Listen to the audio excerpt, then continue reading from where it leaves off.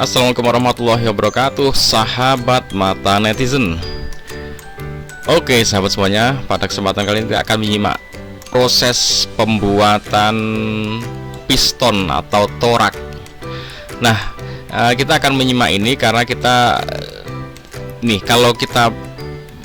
kalau Indonesia pengen punya mobil, pengen bikin mobil sendiri, produk mobil sendiri, wah sekian banyak yang harus dibuat. Wah, ini sudah kita bikin ya konten ini, dan seharusnya Indonesia bisa membuat ini semua.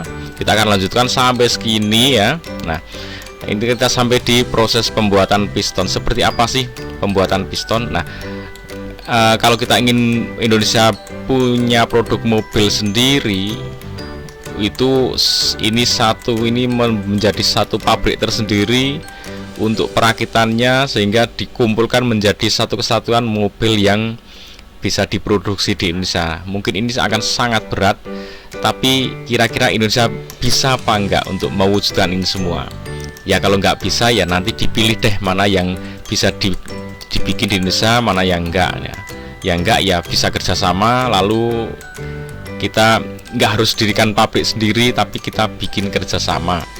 Tapi kita bisa membuat, kalau membuat mobil sendiri berapa persen kita bisa adakan sendiri gitu ya.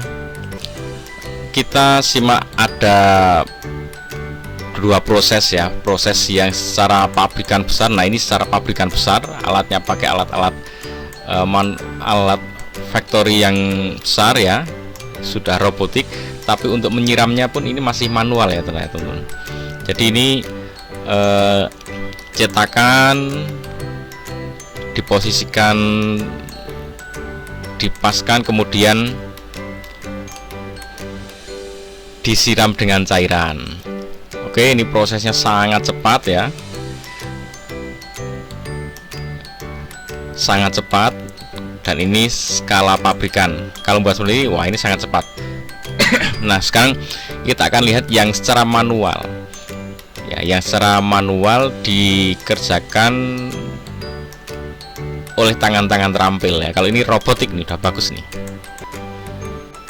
Nah ini dia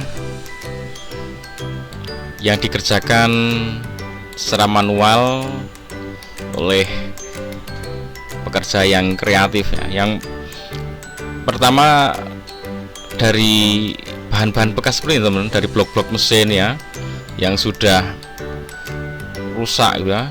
Nah itu dilebur sampai menjadi cairan ya, menjadi lelehan yang mencair. Nah itu juga akan sama menjadi seperti yang tadi yang di proses pabrikan. Nah ini kotoran-kotorannya dipisahkan, karena kotoran ini kalau ikut dituangkan dalam cetakan, nah ini akan akan mengurangi kualitas kekuatan, bisa menyebabkan rongga dan sebagainya.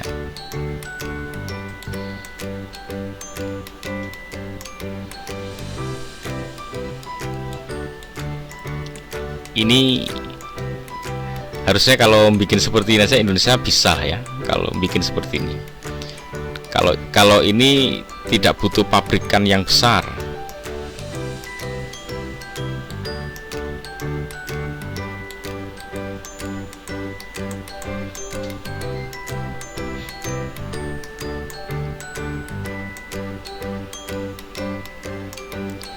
Nah mungkin kalian di konten-konten sebelumnya ya, itu sudah melihat proses pembuatan cetakannya ya. Jadi kalau ini dibuatkan dulu cetakannya, kemudian lalu dituangkan cairan yang ini sama ya. Cetakannya kan ini memasangnya secara manual ya.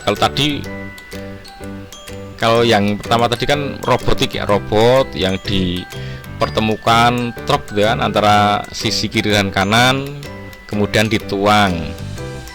Nah kalau ini cetakannya dirakit baru dituangkan. Ini sebenarnya sama dengan proses yang pabrikan tadi ya.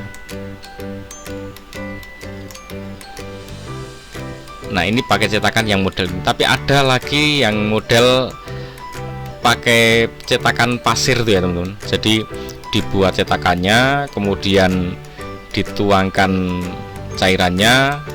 Nanti kalau udah selesai, cetakannya tuh dihancurkan, dilebur, karena hanya sekali cetak. Itu yang biasa kita di konten-konten sebelumnya lah ya. Itu apapun bisa dibikin dengan model cetakan itu. Nah, ini masih seperti ini mentahannya. Lalu selanjutnya adalah dibubut untuk finishing, untuk mendapatkan ukuran presisi sebagaimana yang diinginkan ya.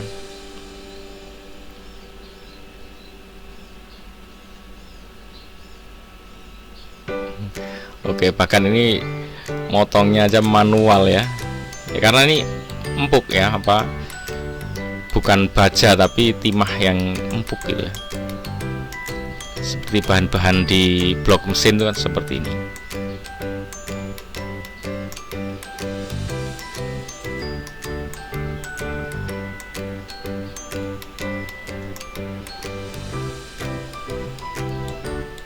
Oke, selanjutnya proses pembubutan.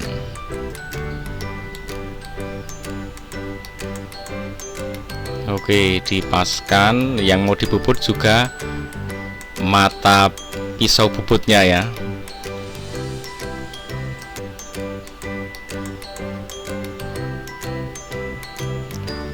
Dan untuk proses pembubutan ini sesuatu yang pasti ya, pasti dilakukan baik di skala pabrik maupun home industri seperti ini, selalu dilakukan karena ini menjadi prosedur standar untuk mendapatkan tingkat presisi yang diinginkan. Karena cetakan kan mesti kasar, nggak mungkin cetakan itu bisa halus, sehingga untuk memperolehnya dilakukanlah pembubutan seperti ini.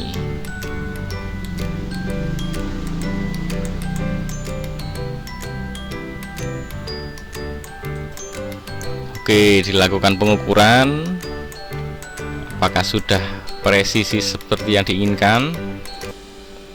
Oke, ini si sudut yang sebaliknya, yang tadi kan bagian bawah, ini bagian atasnya.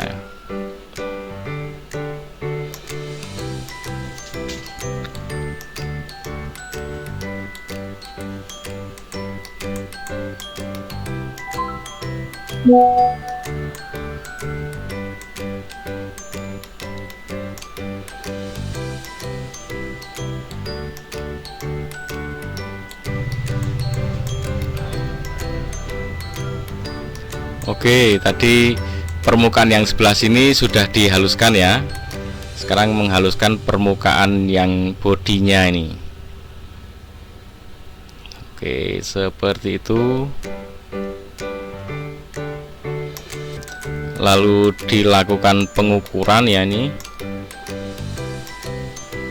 sampai presisi yang dibutuhkan,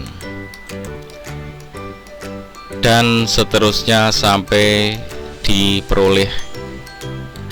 Nah, ini dibikin untuk alurnya ya, untuk tempat ring ya, baik ring oli maupun ring kompresi ya, dibuatkanlah seperti ini, dan seterusnya sampai selesai. Oke teman-teman, sepertinya kalau seperti ini harusnya mampu bikin sendiri. Indonesia harusnya mampu kalau bikin piston cuman kayak gini aja ya. Nggak ada alasan untuk nggak bisa bikin piston sendiri kalau ingin membuat mobil sendiri. Tapi ini menjadi tantangan yang tidak ringan untuk membuat ini. Oke teman-teman, semoga menambah informasi. Ikuti terus Mata Netizen. Assalamualaikum warahmatullahi wabarakatuh.